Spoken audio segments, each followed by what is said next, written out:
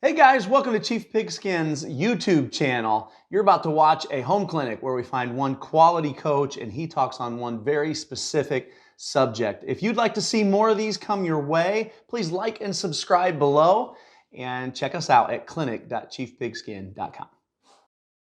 How you guys doing? Nate Albaugh here, assistant football coach at Unity High School in Tolono, Illinois, alongside Sean Coultis, who is the head football coach at Evansville Central in Evansville, Indiana. Coach, thanks so much for joining me. And I know you've spoken for us at Chief Pigskin several times, and last season was your first at Evansville Central. And man, how was year number one? It was great. I mean, I think the most important thing by far is just, kind of establishing yourself, your expectations, and building relationships. A lot of people say that, but just truly going out of your way to build relationships with, kids, youth kids, middle school kids, our kids, their families, teachers in the building, administrators, coaches, everybody in the community. So that was the focus. Because again, I just true believer in that, relationships first. That people say all the time, like nobody cares how much you know until they know how much you care. One of those deals. So just trying to build relationships first, and then, maybe toughen it up here a bit year two. Yeah, year number one is so difficult because, of course, you're new. So you of course want to make the best impression possible. And Yep. all of our minds, no matter what, we want to win. You want to win because Sure. that's the easiest way to make a great Yep. impression on people. But the truth is that you have, and there's so much groundwork to be done, and you Yep. can't do it all in one spring or one summer. And so that year number one is hard, man. It's like you just have to keep plugging away, and then you go through personally and as a family, homesickness, right? Yep. Because you're in a new Yep. place and a new Sure. building, and you're getting to know new teachers. It's a hard year. So year number one is tough, and I know that year number two, at least for me, it just brought around. It was like a big exhale, like, okay, now the newness is gone. We can start plugging into the regularity of this job. Would you agree with any of that? Yeah, I think just kind of what you said just reminded me how one of the biggest tasks I undertook right away was just gathering information. Because the thing is, it wasn't like I was an assistant coach that was hired from within. Right. I was from out of state. So I didn't know the kids. I didn't know the strengths and the weaknesses of the program, or, I didn't know. So I think that was something that maybe helped the relationship, especially with assistant coaches, is saying, what do you think worked for you guys? What maybe didn't work? What are some ideas you have for change? And what are some things that are really unique to this school that maybe I don't know about? So Sure. I think that maybe helped make them feel like they had some input and build those relationships. I got the job in May and was coming from out of state. So that made year one even more difficult, getting the job at the last second and not knowing anything about the school. Yeah. Wow. Well, I feel like I could talk a ton, and I can hear my daughter in the background screaming about her video games. But, I could talk a ton about that newness of the job, and my dad tells a great story that I'm going to have to get to about when he was in high school and a new guy came in and took over. You just don't know what traditions are important to you, the people in your community, and it's important Yep. to kind of find those out. Well, today we're going to talk about stack linebacker keys in Coach's 3-5. And Coach, you were a 4-3 guy for a while. You got a great series of presentations on the online clinic. So Coach was the defensive coordinator at Bolingbrook High School for a decade, where they won a 2011 Illinois State Championship. Yes, sir. Can you hear my daughter screaming, die, die, die? Hey, she's passionate. Oh, my goodness. I'm sure I yell some crazy stuff Friday nights. Well, Coach won the state title as defensive coordinator at Bolingbrook High School, a very large high school in Illinois, and they're known as one of the suburban powers. And, year in, year out. And then now down to Evansville Central, where you guys have put a couple good seasons in a row together. What was the largest impetus behind going from your 4-3 defense, which you obviously knew very, very well, and saying, I'm going to go to a 3-5? What I think it was is the similarity in the two defenses. There's 3-5 teams that blitz every play. They're slanting their defensive line. They're blitzing linebackers, and they're kind of guessing. Well, I studied Chad Hetlett at Glenbard West, who's had a ton of success. And there's also a school in Wisconsin, Muskego High School, Ryan Lucchesi, that does a great job. And it's truly a base defense. They're not guessing and blitzing and slanting. They're truly reading and it, it gives them grounds to correct a player.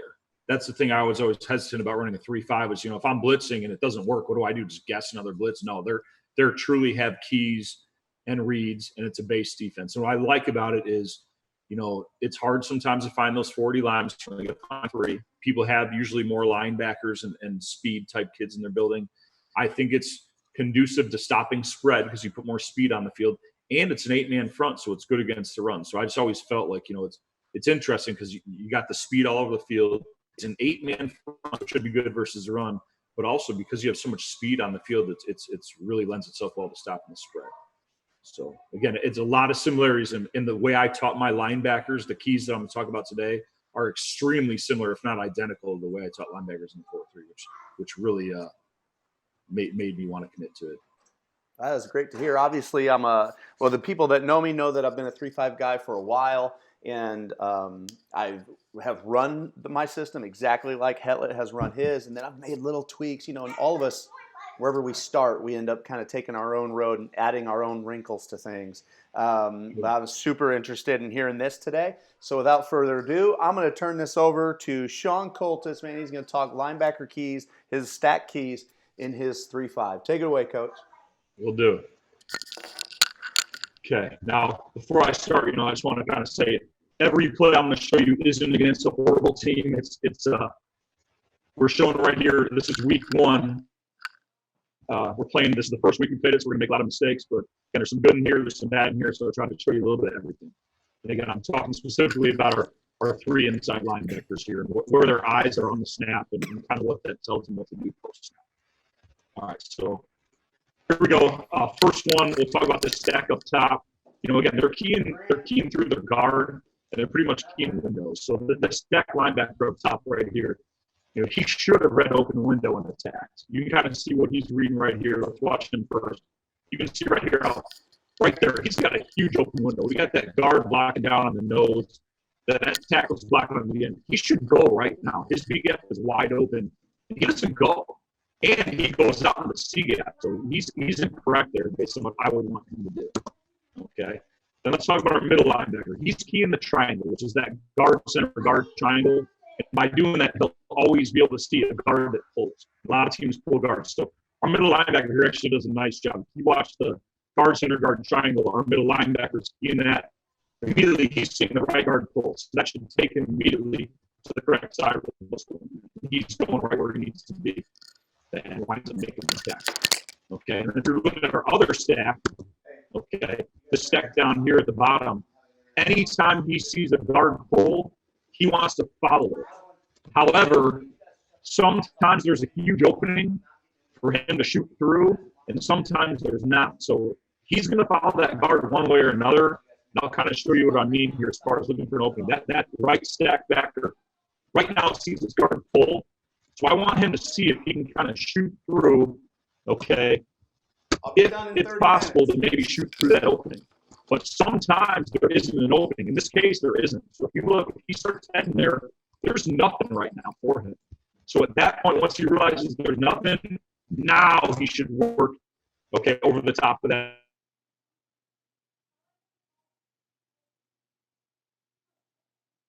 Okay, I put here, key your guard. There's a huge open window. He should have fired a B-gap now. Let's watch that stack backer. I mean, that couldn't be any more of an open window. He should be going full speed through his window right now, and he's not doing it. So he's incorrect. Okay, you can see that. I'll show you. We'll see that stack back. That triangle, guard, center guard triangle. Right now, he's seeing guard pull. So once he sees guard pull, now I want him to follow the guard. And in this case, there's a big opening for him to take. Sometimes there's not, and that tackle might be coming down at him. He might have to potentially rip over the top. So that's important, is that Mike backer, after he sees pull, has to see that tackle is coming down to crush him. That Mike backer right there is following pull, takes Mike to the play. Now here's the other one. Evelyn, can you go see if anybody else is streaming me? His guard pull. Please go check. Okay, now again, as his guard pulls, he's got to ask himself, can I shoot through? Can I shoot through the window where the guard left from? And as you can see right there, there's nothing. There's the nose getting doubled. He, at that point, should realize there's nothing for him and continue to work, okay, towards the direction the guard pulled. Okay, so kind of let you see at full speed that right sack back or guard pulls. There's nothing for him, and he just kind of runs up in the pockets. Okay, so just, again, you can kind of see us not playing it correctly week one here. Okay.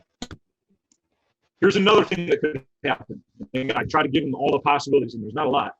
If you're keying your guard and the stack linebacker comes right out at you, okay, you want to come at him.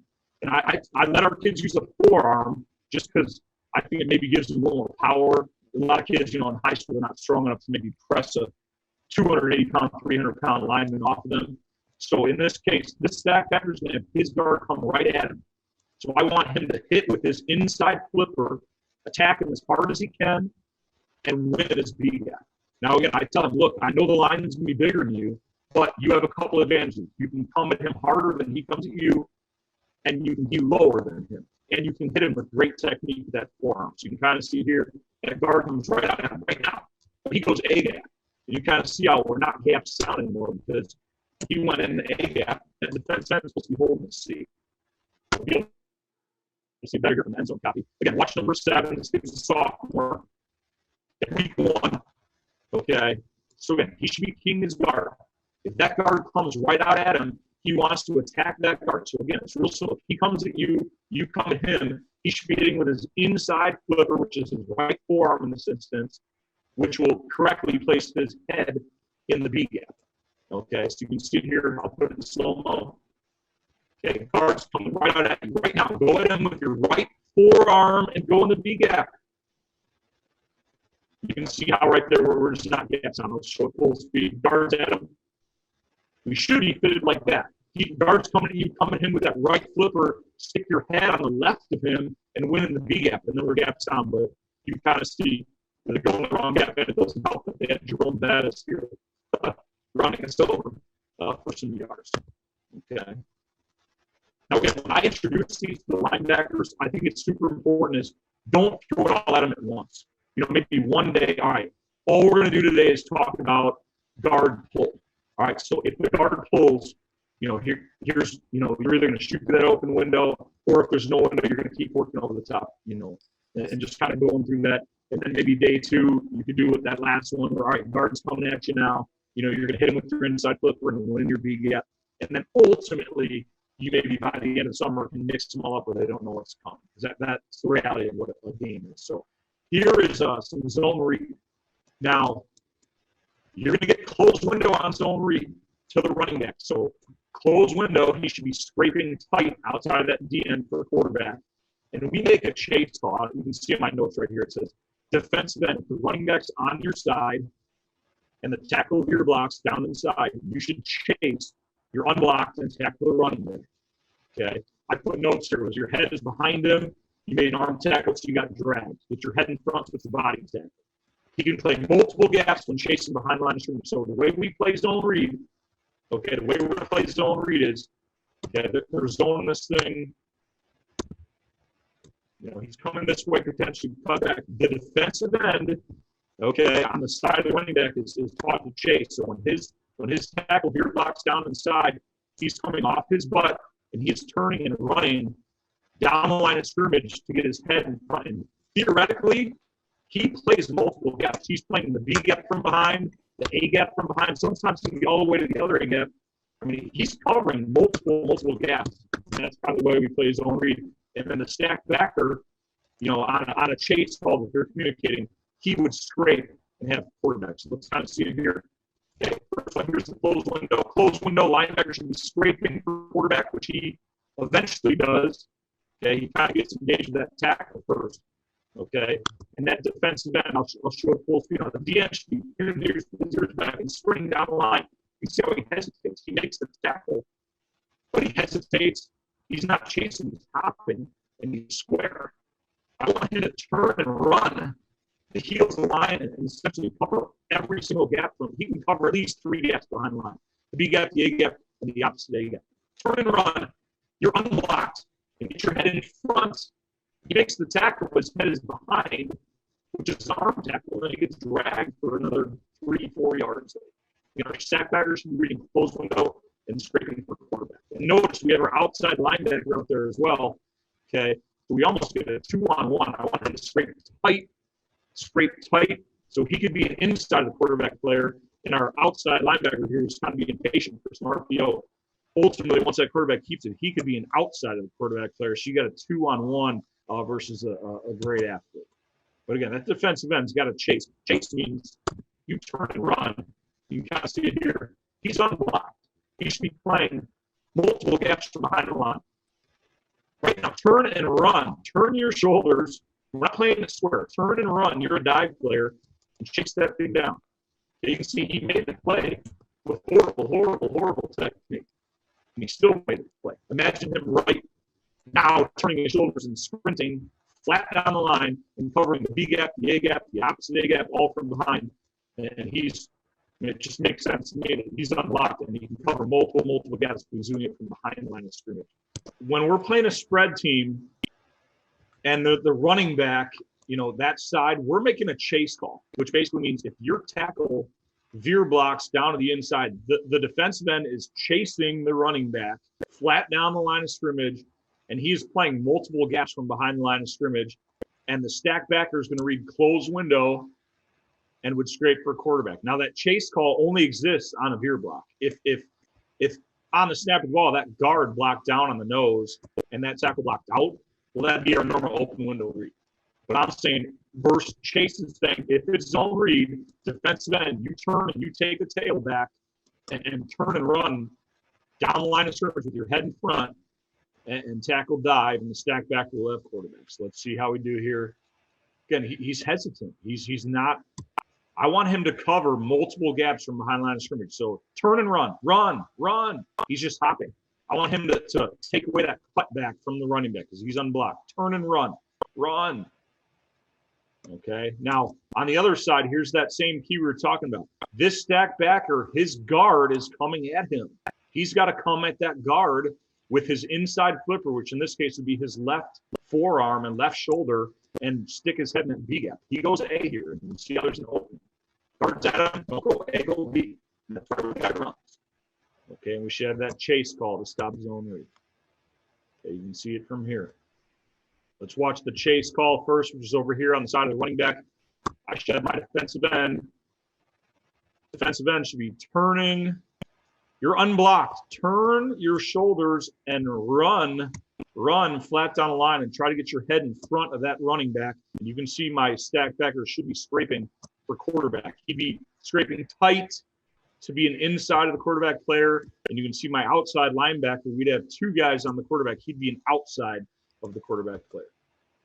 And if it was triple option, obviously he'd be the pitch guy. But in this case, the double option, just zone reads. There's no pitch.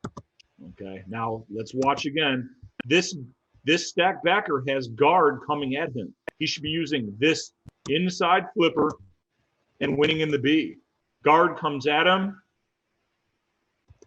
He goes A. Get your head in the B gap, which is right where they ran the ball. Okay, so that's kind of how we fit up inside zone or zone read. Okay.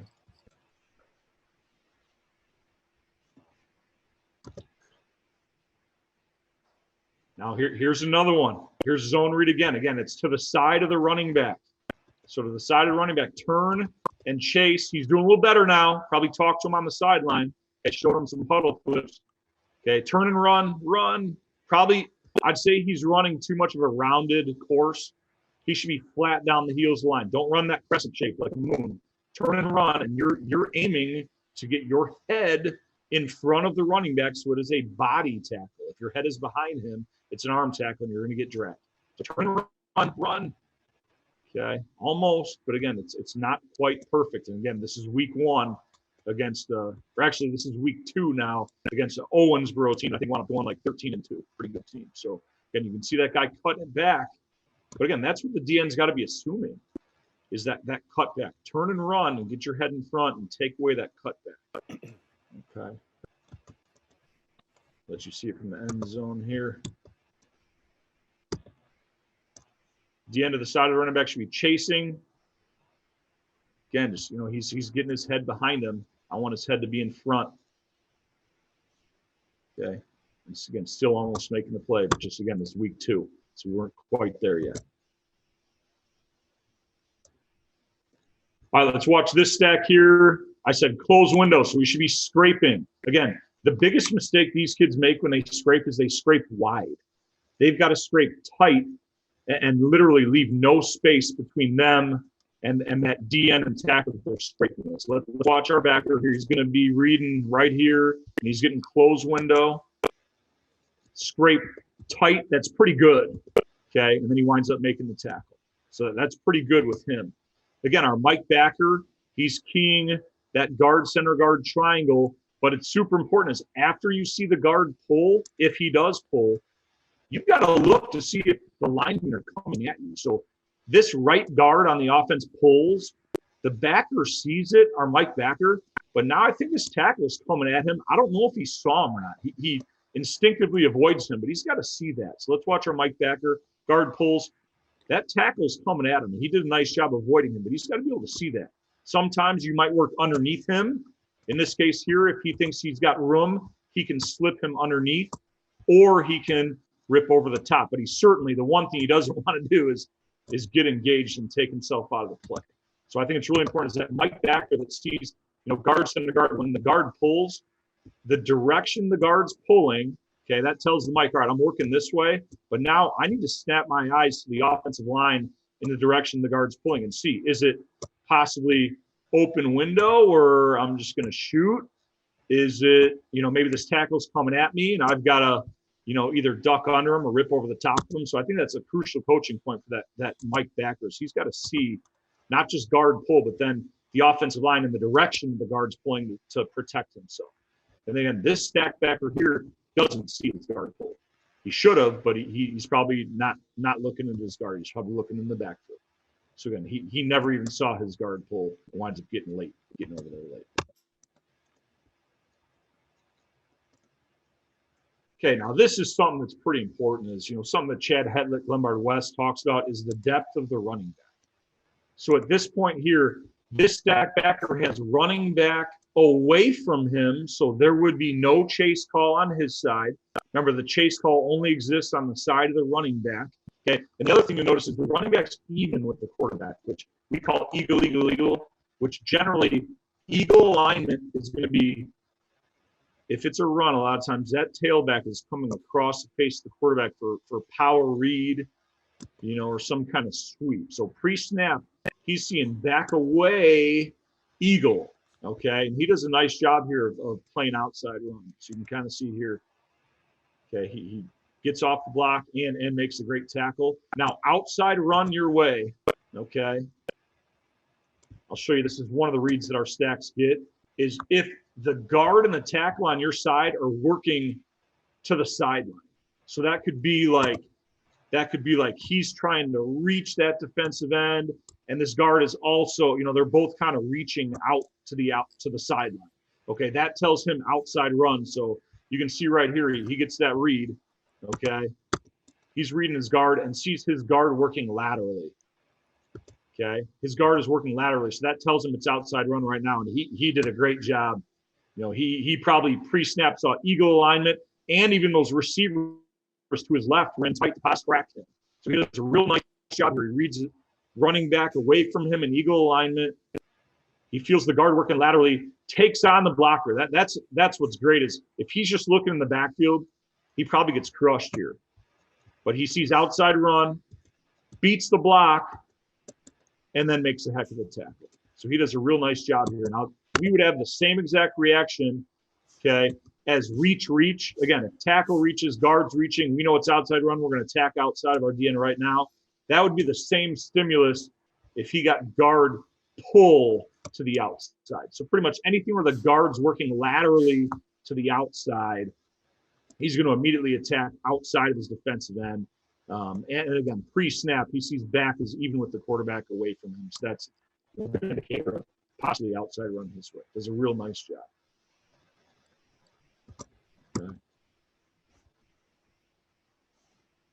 Okay. Let's look at this. Now we're getting a pass read.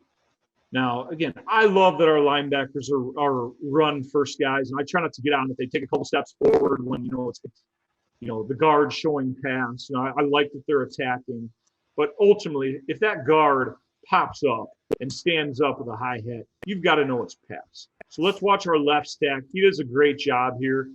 He realizes it's pass right away. And anytime we have two receivers on our side, he's going to be a 2-to-1 pattern again. So if two goes in, he's going to wall him. If two goes ridiculously in and really shallow, he'd let him go. If two goes out, he'd be looking up number one. And if two's vertical, and especially if we're a cover three basing, he's got to carry number two to 15 yards to protect us from 4 verticals. So let's watch our left stack backer. He does a really nice job. Reads pass, drops out on number two, and kind of carries that seam, okay, for a good 15 yards. So again, I'd say that left stack backer did a pretty nice job, okay, getting in that window to that throw to number two. However, our right stack backer, he should have been reading pass the whole way. Look at his guard pop up. Okay, so immediately he should be dropping out. You can see this backer is already dropping out. Okay, sees number two vertical. He's going to carry that to 15 yards. Well, this guy's getting the same read. Okay, he should be reading pass right now. Two's vertical. He should be dropping out into that window to help on number two vertical as well, because again, we're a cover three base team. He just runs up. I don't know what he's doing, and you can see that. Again, that receiver luckily drops the ball, but that should easily be a completion. So we're getting past here. You got two receivers on your side. You're a 2-to-1 guy, and if two's vertical, you got to carry that vertical route for 15 yards. And if you can get a hit on him, that's even better. Okay, so you can kind of see what happens when we don't cover that seam. We want to try to get reroutes on, not only carry those guys, but if our outside linebacker and our stack backer can, I think I heard this from maybe Coach Coultis at Muskego. He said, make the receivers human balls. Now, I always love that. It was like, look, if this guy's trying to run up the field, we got to understand the weakness of our defense, which is 4 verticals. We should have our outside linebacker possibly collisioning him, our stack backer collisioning and carrying to 15 yards.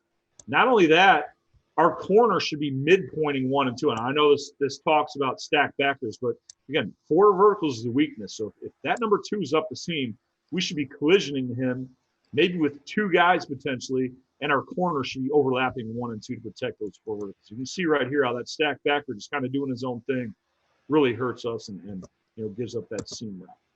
Let you see it from here again. High hat. You're reading guard. It's high hat.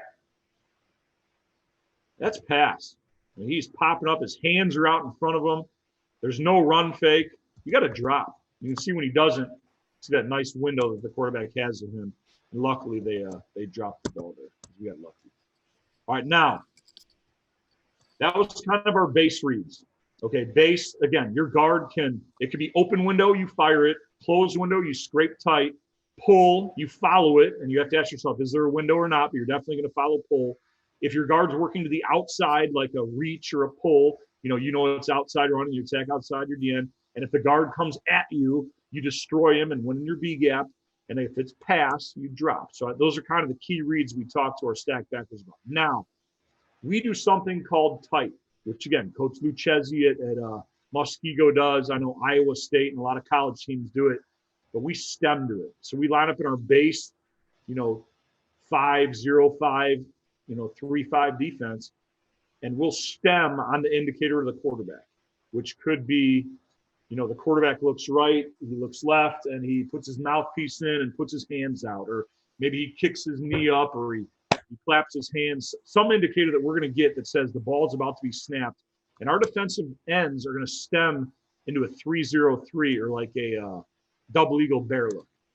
Now, again, it's something that's super easy for us to do, but it causes a world of problems for the offensive line. So every time we're lined up in our 5-0-5, they know there's a possibility that our defensive ends, right before the snap, might stem to our tight front, or some people might call it a double eagle or a bear front, a 3-0-3. We get false starts because the offensive line thinks we're moving. The offensive line doesn't know who they're going to block at the last second, and it is super easy for us. I can install it in 5 minutes. I mean, it's that easy. Guys, you normally play an outside shade on the defensive end, or a defensive end play an outside shade on the offensive tackle. All you're going to do is right before the snap, move inside and play an outside shade on the guard. Same techniques as normal. If he down blocks, if he base blocks, you're playing the same block reaction as an outside shade that you play in your 5. You're playing it in a 3. So it takes us 5 minutes to put in. And it actually is easier than base because our stack backers now, there is no open window, closed window read. It's automatically closed window because our defensive ends are in the B gap. So they know that if it's run, now they're a base C gap player. They don't have to read open window, closed window. The guard's not going to come at you. You know right now you're a C gap player. So we'll kind of see here some tight. Again, we're going to stem into it. You can see right there, kind of, again, that's the same running back. This is week one, that big kid, the Jerome Bettis kid that was running us over. We stemmed it tight. We knew he was more of a downhill guy and tried to take that away from him. So again, tight it's good, especially versus inside run, inside zone, that big kid, the downhill kid. You want to clog things up and confuse offensive line. You can kind of see here, don't do it yet. We look like we're in base. Wait for an indicator. That quarterback's looking out to the coach or the sideline. Don't move yet. Okay. On an indicator. Now we move. And you can see right there, both backers now work to the C gap. So again, we know right now it's closed window. It takes away all reads from those stacked backers. They know right now it's closed window, scrape C. And it gets us to a bare front.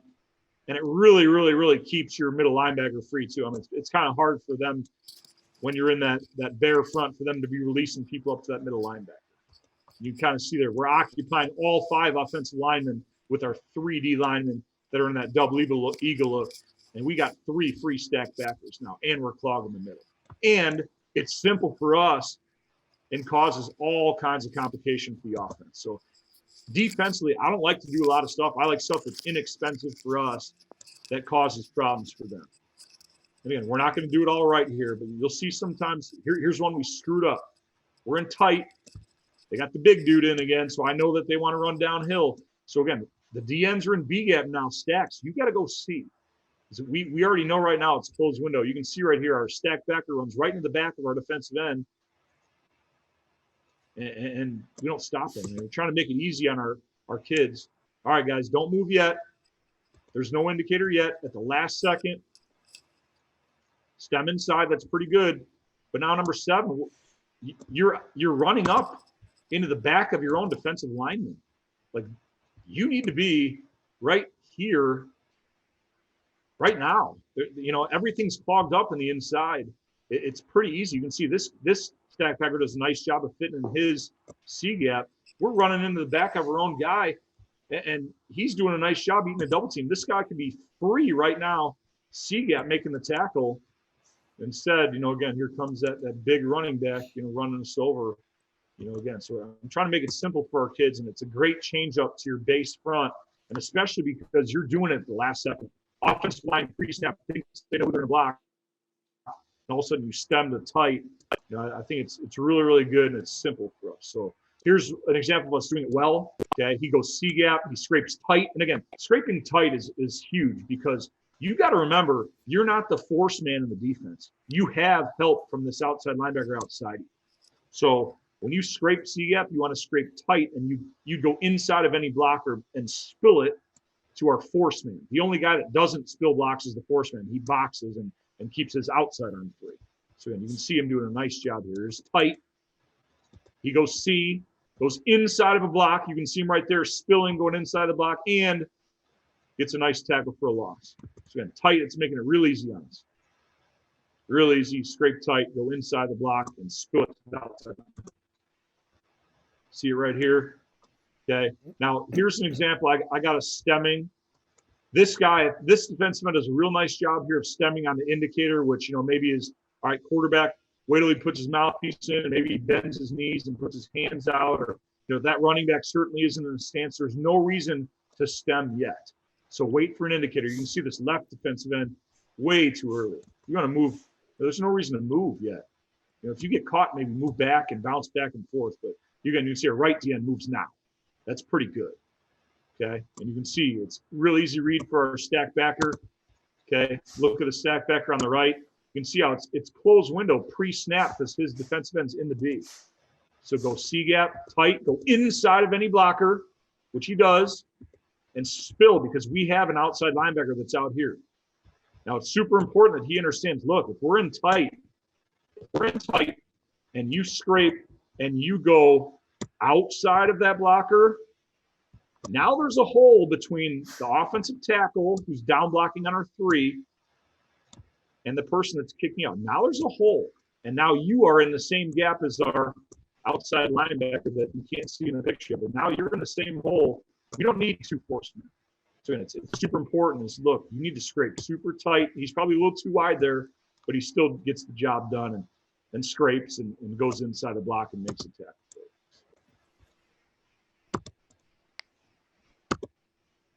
Okay, here's tight again. Okay, he hesitates here. Again, this is week 2. This is our sophomore that played a little bit this year. First thing, pre-snap, running back is eagle, away from you. Okay, I can see the running back. He's away from you, and he's even with the quarterback, so that alerts you to the potential of outside run your way. And it's tight, so you know that you've got C-gap. There's no open window, closed window read. You know you're scraping now. So here it is. He should be going C-gap right now. Right now, stands there and gets knocked on the ground.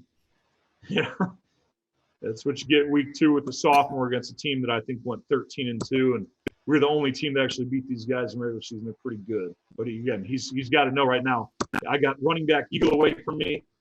You know, it's tight.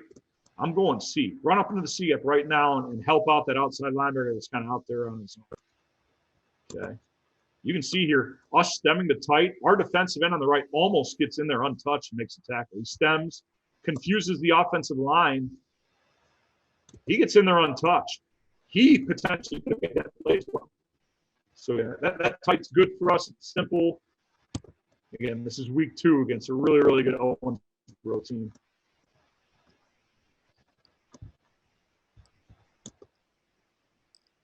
All right, same thing. Okay, we got tight here. Our defensive end should be in that B gap. You can see him here, just gets crushed. He's got to just, be strong in there and fire out low. Let's watch our DN first get stand up and get crushed. Okay, we got our stack backer again running into the back of his defensive end. Look, buddy, we're trying to make your job easy. Okay, it's tight. Go C gap right now. Just fit right there, nice and tight. Your job's easy. Don't run in the back of the guy. Ultimately, he makes the play. But, it's got to be easier than that. It's tight. Go C right now instead of running into your own guy. Again, you can see he's got to scrape tight too because, again, watch how he has help from his outside linebacker who's going to be coming outside in. He's an outside in guy who ends up getting on the play too. So scrape tight, but go now. Scrape C gap and fit tight. We're basically getting to like a 5-man front immediately versus the run, like a bear double eagle front, which should be great versus the run game. So here's tight again. Okay, you can see it right there. Stack backer on the right. You can see how he hesitates, and he's running to the back of his own defensive end instead of going to C. Okay, so I don't want to show you guys all good stuff versus bad teams. This team was 8-1, and we're making some mistakes.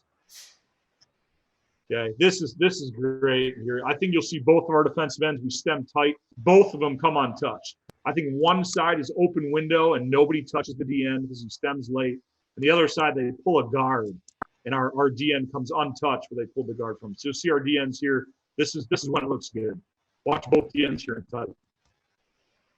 Both untouched, right in the back right now. Just a huge loss. We have three kids in on the tackle. Another 4 kids are on the pile for like a 7-yard loss here. Show you one more time. You can see the tight here. You can see our stack backer. He does a nice job. He knows he's C up. Look, he creeps up. He's already in the C. Okay, much better. Kind of understood. Maybe this is week 3 here, I believe. Okay, so here's what it should look like. Don't go yet. The quarterback's not even looking straight ahead. Don't stem yet. Okay, wait. Okay, now he's looking with the hands out. Now go, good. Okay, and both DNs are untouched in the backfield, just blowing it up. Okay, so that looks a lot better there. Let's see what we had here. This is still tight. Okay, again, here it is. It's tight. Okay, so he should be scraping C gap, the stack backer. And again, go, I have all caps here, go inside of any blocker. You're spilling to the outside linebacker who's the force man. So he goes C, good, but he's not scraping tight. You can kind of see it here.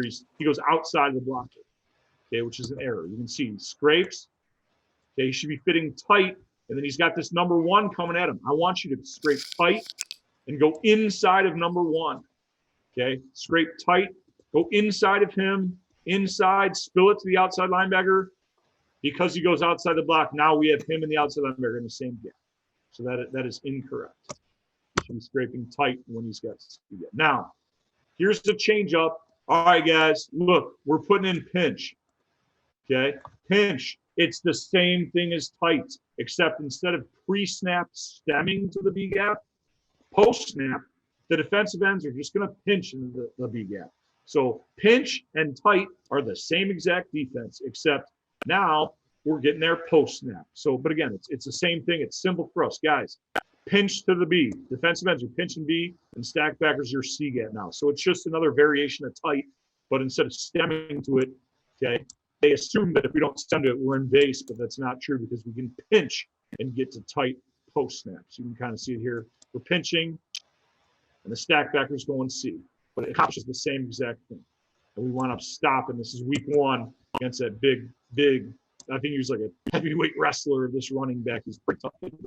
So, and tight and pinch are easy for us. Makes it simple for our stack backers and a way to kind of, mess with the offensive line that I think, to me, greatly complements that base defense. But it's not blitzing. That's what I kind of like about it. It's still, a 3-man rush and just, it's pretty much a gap exchange. Okay, you can see the defensive end on the right's pinching inside. So he's stack backer scrapes C gap and makes a nice play. All right, now we have a variation of tight that we like to use against trips, and we make a bob call. So basically it's the stop RPO team. So anytime we play trips, especially if the running back is to the trips, we make a bob call to the trips, which basically tells the defensive end to the trips either pinch into the B or you can stem into the B, and that way our stack backer can help on that pop pass number 3. So that's something that we are supposed to do. I don't know if we did it here or not, but we should have.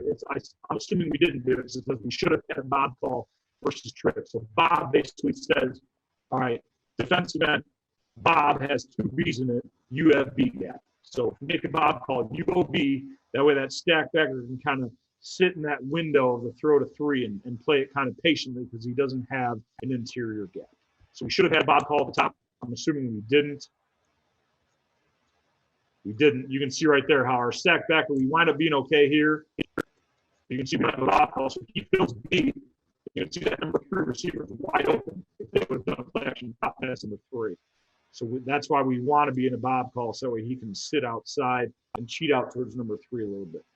Now our stack backer at the bottom, okay, he's got open window. You can kind of see him right here. Does a great job. Watch his window is going to open. And again, he doesn't have a bob call because he's not to the trips. Only the stack backer to the trips, especially with running back to the trips. Because generally RPO teams, it's going to be to the side of the back where they're running RPO. But our stack backer at the bottom, it's open window. Just shoots through right now, and I mean, that's awesome. Not only get through there, he made a play on the other side of the ball behind the line of scrimmage, so pretty good. See it from end zone copy. Again, I want this stack backer cheated out versus trips. Move outside your defensive end, make a bob call, which tells the defensive end, look, you've got B, and then he can sit, okay, sit in that window, okay, and be patient and read it. And what I want to tell him is, look, all right, you're going to cheat out there to that window, and you're going to sit. If you see that the running back and the quarterback are meshing, there's 3 things that can happen. 1, he gave the ball. 2, okay, it could be potentially the quarterback keeping the ball and running your way, which at that point you can come up and tackle him on zone read, okay, or 3, okay, you need to defend that RPO to number 3. But I tell him we're making a bob call. Look, you need to sit there and be patient and read. Is it tailback give? Is it quarterback keep? Or is it play action pass or some kind of pass? So he's got to sit there patiently. And that's why we're making that bob call so he can have the DM take his B gap and he can sit out there and play RPO. But again, you can see here, that's the problem with not calling bob. Okay, he's theoretically correct by taking open window. But the second that team's smart enough to pull it and throw it number 3, that's tough. We can't ask the free safety to run up and stop RPO and stop that guy deep down the middle. You know that guy's going to stutter and go, and you're going to have a problem. So that's something we do versus trips, is make a bob call. And essentially it's tight, but only to the trips. Okay, so here, running backs on your side, stack backer, okay, and you got a possible RPO because the running back's on your side. I want him to make a bob call and see what happens. You got a bob call, but look, he's coming up. I don't want him to come up. Okay, we have the bob call, which he does, that's right, but I want him to sit still, sit and stare back here. Okay, if at some point you see the quarterback with empty hands, meaning he gave the ball to the running back, then go get their running back. If you see the quarterback running at you with the ball, then at that point, you would run it him, okay? Or it could be play action pass, RPO, especially number 3, and you just sit in that window and be patient. There's no reason to go. So Bob, to me, tells that defenseman, get in the B gap and stack backer. You sit there and be patient and read it. Okay, he's coming up and see what happens. Whoop, they're hitting that little RPO pass. So that's exactly why we don't want to go on a Bob. Okay, you can see it here. Bob, be patient. Read the hands of the quarterback. If he's got empty hands, he gave it. Now you can go get running back. If he's running at you, keeping the ball, then go at him. And if it's pass, okay, you can play 3 to 2 1. You run up, that's what's going to happen right there. Our free safety makes a nice play, but they're going to hit that all day for 5 to 10 yards. Okay. Now, I talked about this before with our stacks. If there's 2 receivers on their side, they're a 2 to 1 guy.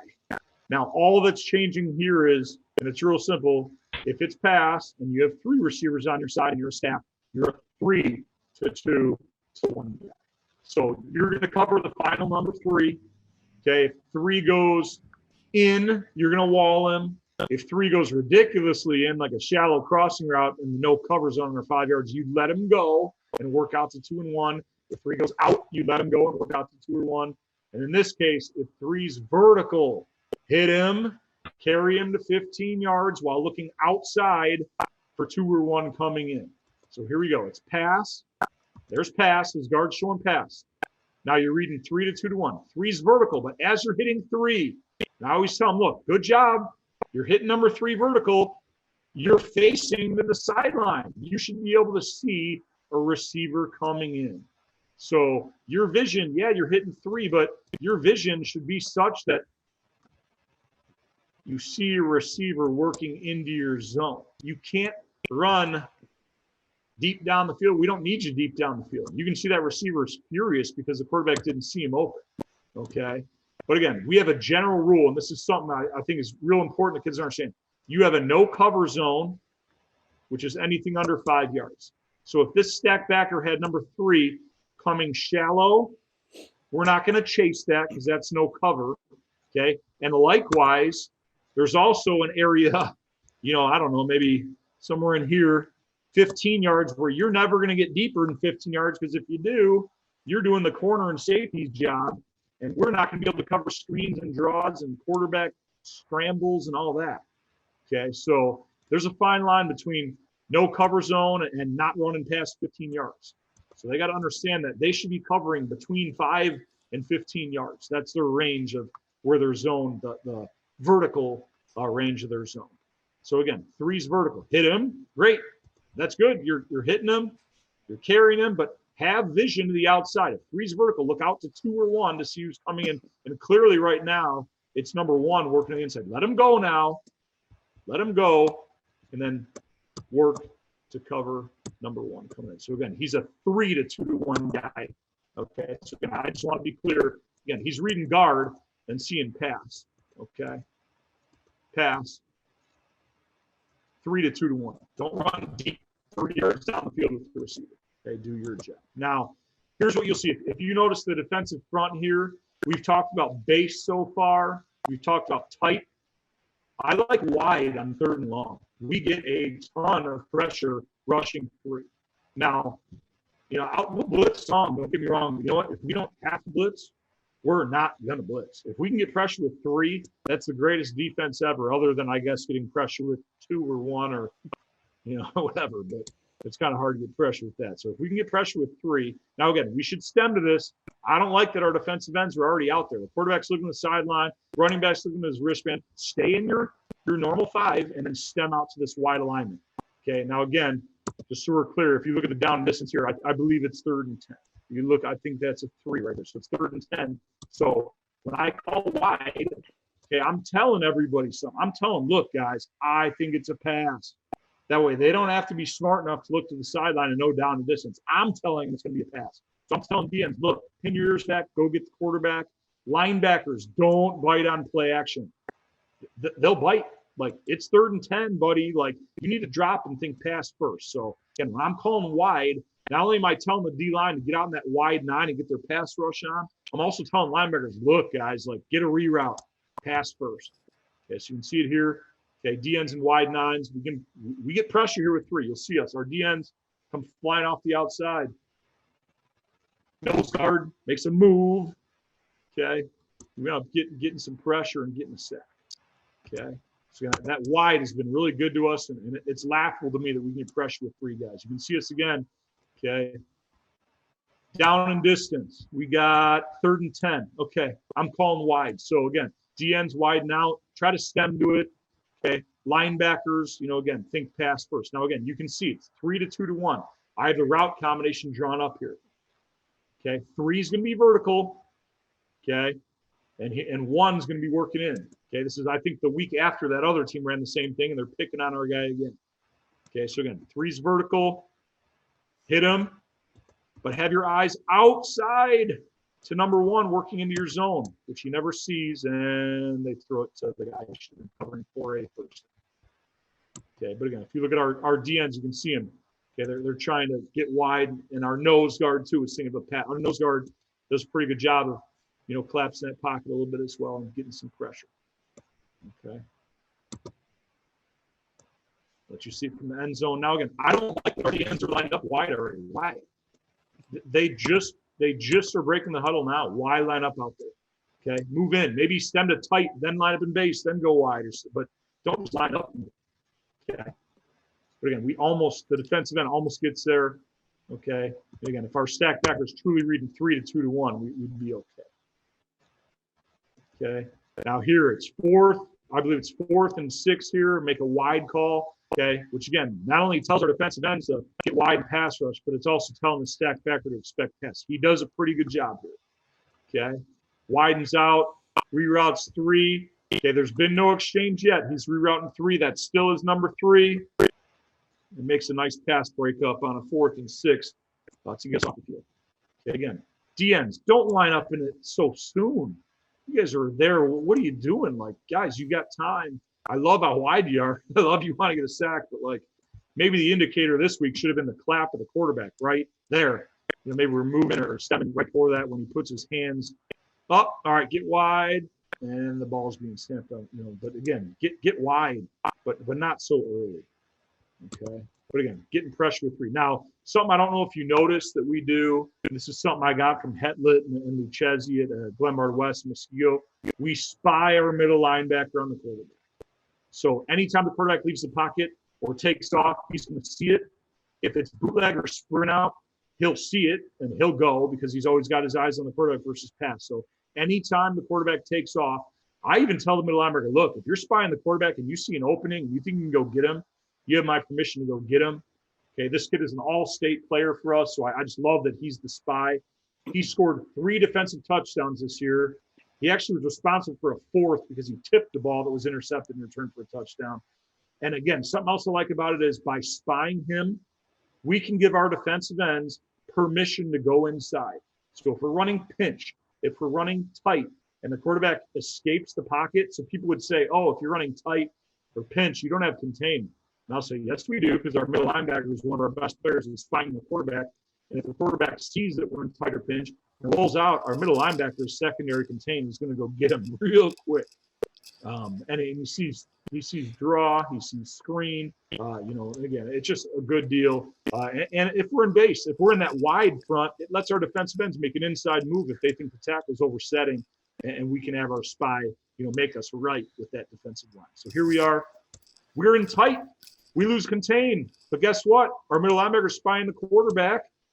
He's got his eyes on him, sees him take off, and goes and makes the play. So that's something that I really, really, really like is we spy our middle linebacker on the quarterback. We already have our 2 outside linebackers, our 2 stack backers underneath. Our middle linebacker's underneath too, but he's spying that quarterback, which is just great. You'll see it here again. The middle linebacker spying the quarterback, just got his eyes on him. Again, we train him. Look, wherever the quarterback's shoulders and eyes are, I want you to float in that direction. If his top hand comes off the ball, he's throwing it. Go intercept it. And if he takes off, go get him. So he's just spying him. He sees him step up, goes get him right now. Okay? So it's a really good thing for us, especially because we go out of our way to put it. I'm not saying they're our 2 best players, but they're 2 of our best players for sure. This kid is all state. And our free safety is all area. Maybe could have been all state. So we're really strong up the middle. So again, I love our Mike linebacker spine. You can see my guy. So wherever he's looking, quarterback's looking slightly to his left. He should be floating a little to the left now. If for some reason he saw the top hand come off the ball, okay, which would be his left hand, he knows he's throwing it, so he can break right now 1,000,000 miles an hour, and if he takes off, he can go get him. So he's just reading his eyes. Sees him hesitate at all, go get him. And that kid right there, that quarterback's going to be a Division I player. He's 6'5", 200 plus. He's a good football player. So I love that we had our Mike backer spot. Again, you can see this wide call. Even though we're in wide here, our defensive ends can make an inside move. I don't want them to be robots and think I have to contain the quarterback. Like, look, if you think you can get a sack on the quarterback by spinning inside or clubbing and ripping inside, okay, go inside, and our middle linebacker will make you right if that quarterback takes off. So again, you can see it here. It's third and 8.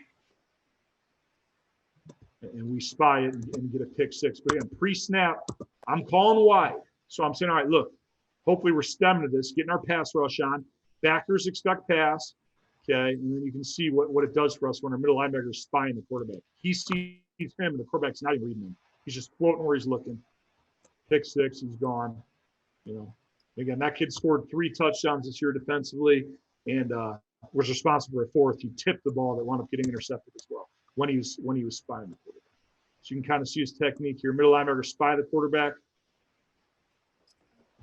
Yeah, you can see it the whole way, just spying him. Quarterback never even saw him.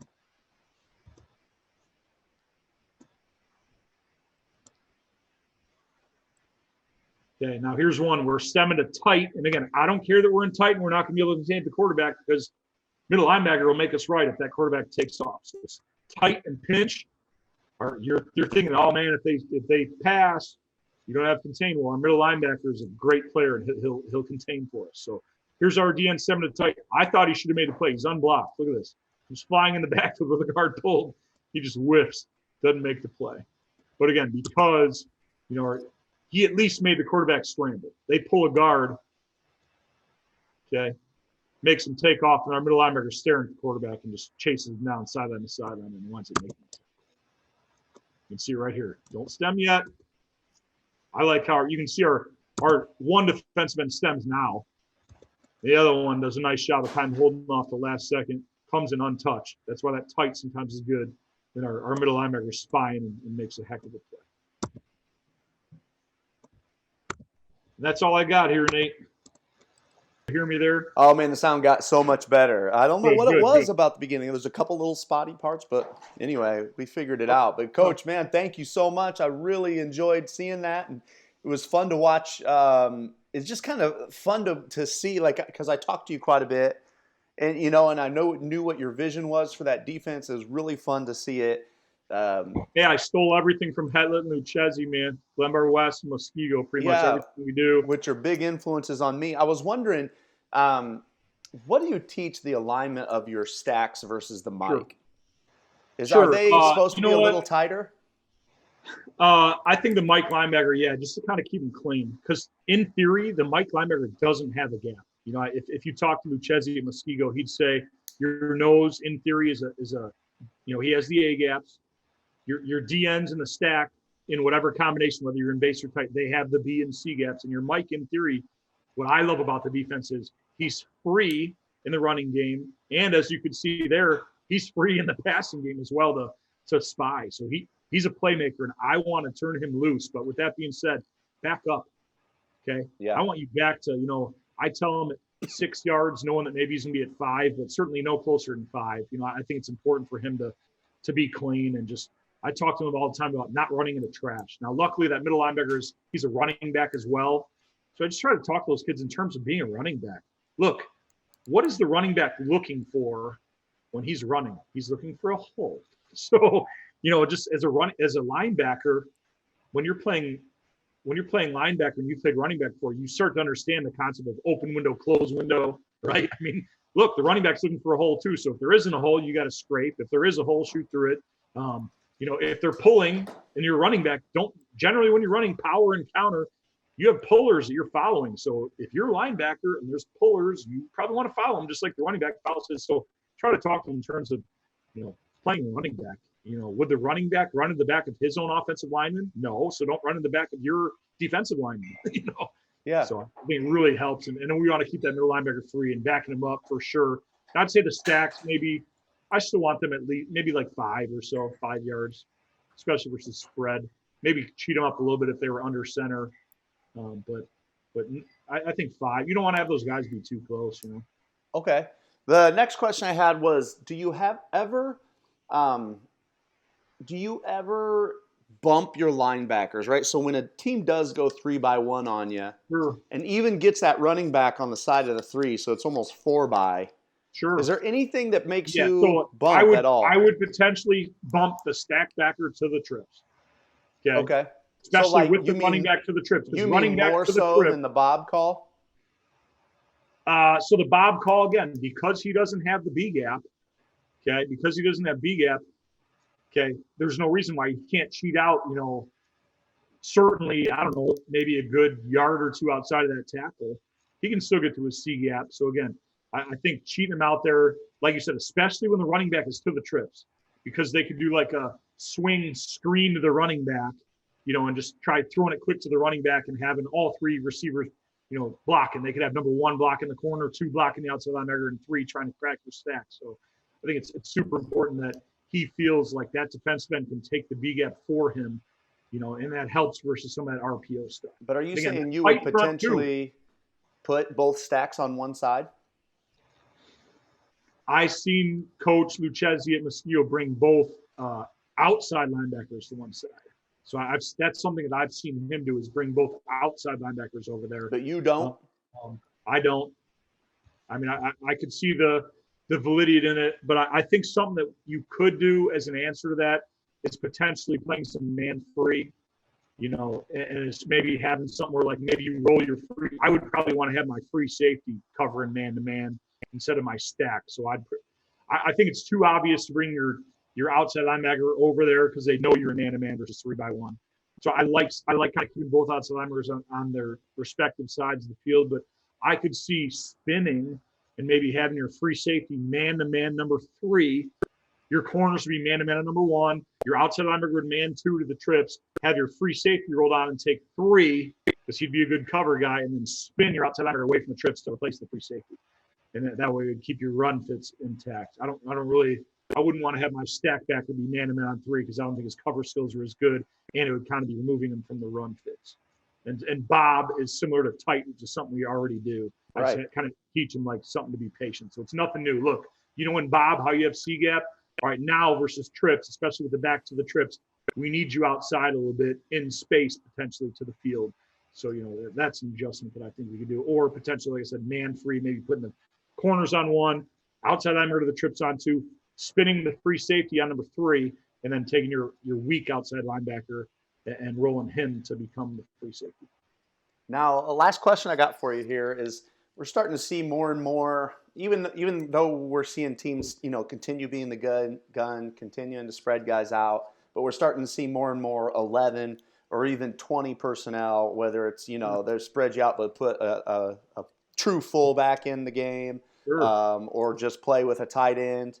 Any adjustments that you're making to either of those, or adjustments that you think are good, or is it just being aware, So hey, I would it's just heavier say, personnel? like, all right, you're going to, now that they have that potentially like the second running back or the sniffer H-back, whatever you want to call them, okay, we really have to be cognizant of not only fitting our gaps, but as we fit our gap, like spilling. If you're not that outside linebacker, you're a spill guy. So say you're a defensive end and you get closed window and you're closing down because that tackle veer block or down blocks, you've got to now wrong arm a trapper, right? Because now they're inserting, maybe an H back that's going to kick you out. So just kind of having to be aware of, like, look, guys, like now instead of inside zone or something like that, you might fit the gap and the block goes to occur. So for instance, if they run ISO, right? If they run ISO and our stack backer gets open window, all right, look, you might get open window, and now as you're going open window, a blocker is going to occur. So maybe it's a H-back sniffer or that second running back you talked about in 20 personnel. You've got to now attack the inside half of that guy and essentially spill the ball. Or defensive end, you've got to understand that versus power and counter, if you're closing on down block, you've got to spill.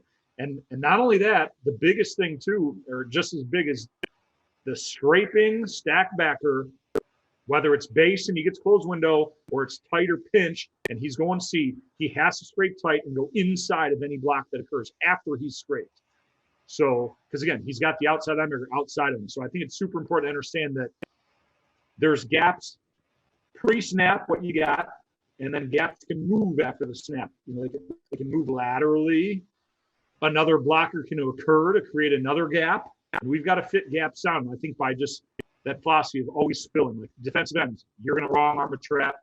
Stack backers, if you're filling ISO, go inside of it. Now, don't avoid it. You want to crush the kid, but to attack his inside half. Stack backer, if you scrape tight to C gap, and there's a blocker that occurs, you got to go inside of it.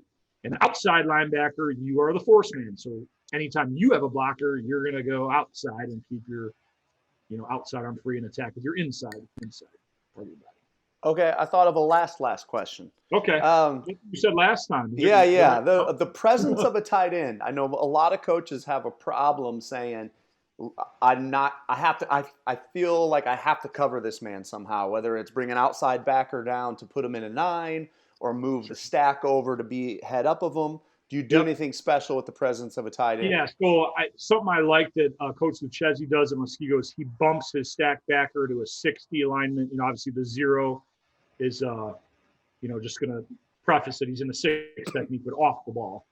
So we would, instead of being in a 40-eye or, just inside of that tackle barely, we would bump him to take away the angle of that tight end. But he'd still have the same key, the same read. So there's slight adjustments that we do have, certainly.